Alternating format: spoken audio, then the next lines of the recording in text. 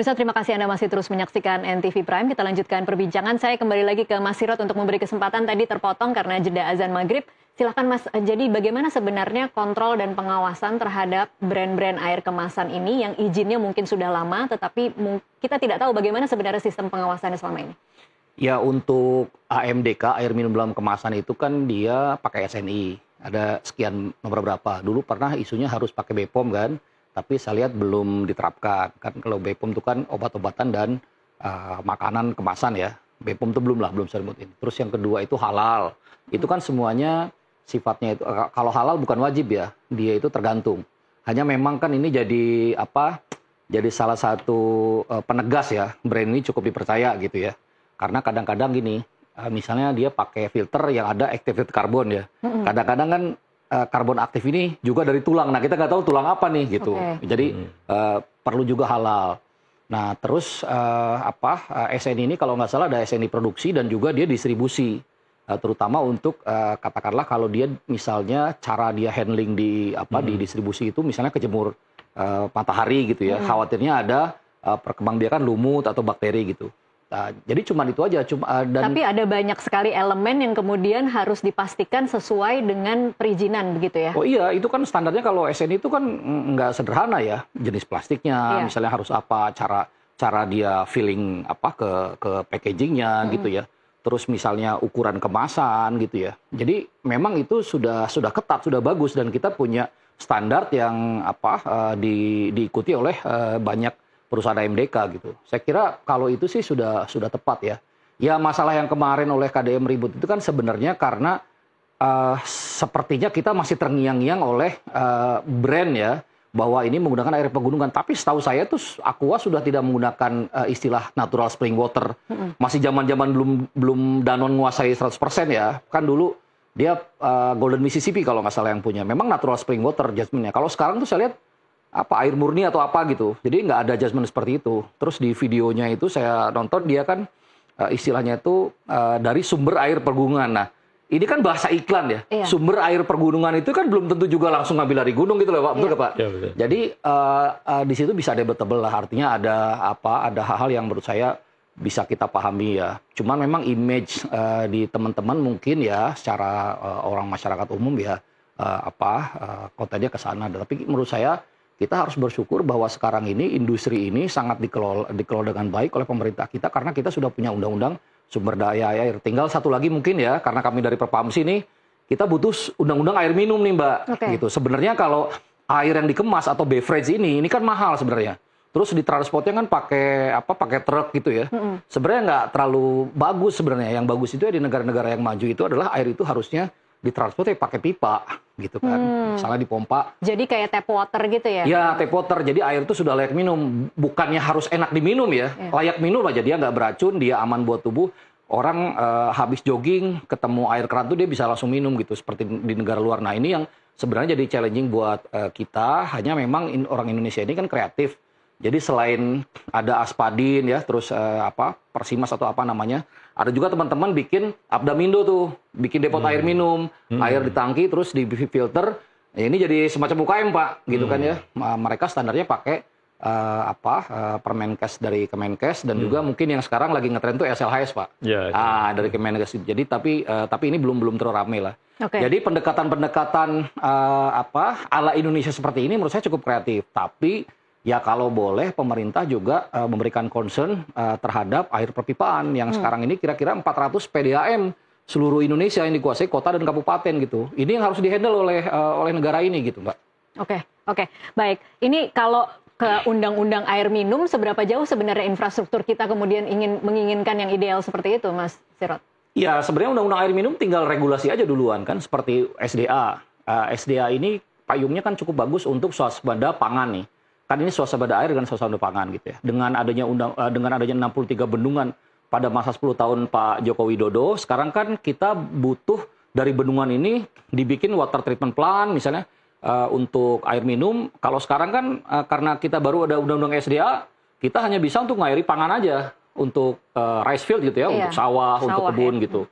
Kita sudah punya nih, airnya sudah banyak nih, ada 63 bendungan yang sukses ya dibangun Pak Basuki itu ya. Menteri PU. Nah, kita cukup bersyukur menurut saya next step-nya sekarang bangun undang-undang air minum, di mana kalau nggak salah yang menjadi Satgas Air itu Pak Menko Infrastruktur tuh, Pak AHY. Jadi saya kira sekarang waktunya menurut saya dibahas ya oleh DPR dan juga para pihak ya, supaya hal-hal yang seperti ini tidak dibiarkan terlalu lama gitu loh. Masa kita minum, kan saya pernah dengar dari Pak Brojonegoro itu ya, Bambang ya. Kita nih nggak sadar Pak. Jadi kita minum pakai botol semua nih. Akhirnya biaya hidup kita tuh tinggi gitu sebenarnya. Kalau kita misalnya bisa ngurangi itu kan cukup bagus pakai air pipaan kan gitu. Termasuk menyelesaikan masalah perplastikan ya, tadi ya betul. Pak Sampah Mufti. gitu kan gitu. Oke, baik Pak Mufti, ini jadi sebenarnya perdebatan antara ini air gunung atau bukan air gunung sudah selesai atau belum sih Pak? Karena kan KDM kemarin sempat meralat juga. Kemudian iya kan ada statement dari KDM yang mengatakan bahwa dia sudah mengakui sumber air utama Aqua benar dari air mata pegunungan dan itu yang terjadi di dalam sidaknya itu hanya kesimpulan sepihak dari netizen. Komentar Pak Mufti seperti apa? Jadi kita perlu menguji dengan ahli kan gitu. Ini ada ahli forensik linguistik kan gitu, karena perdebatan soal iklan ini masih overclaim menurut kami kan gitu, karena orang kalau minum ya Aqua kan gitu, kalau motor di Sumatera Honda kan gitu.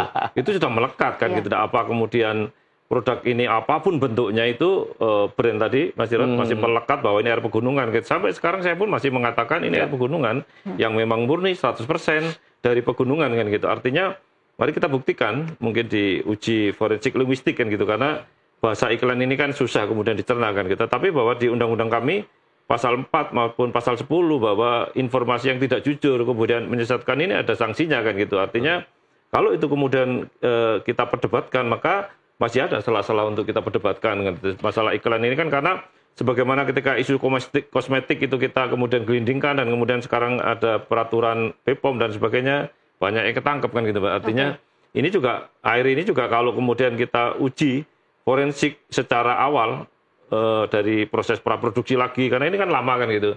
Tadi Pak Sirat menyampaikan ini perlu regulasi yang cukup kuat, undang-undang dan sebagainya. Ya kita dorong ke sana kan gitu. Artinya tetapi sekarang ini masa kita mau minum harus uji undang-undang dan sebagainya kan.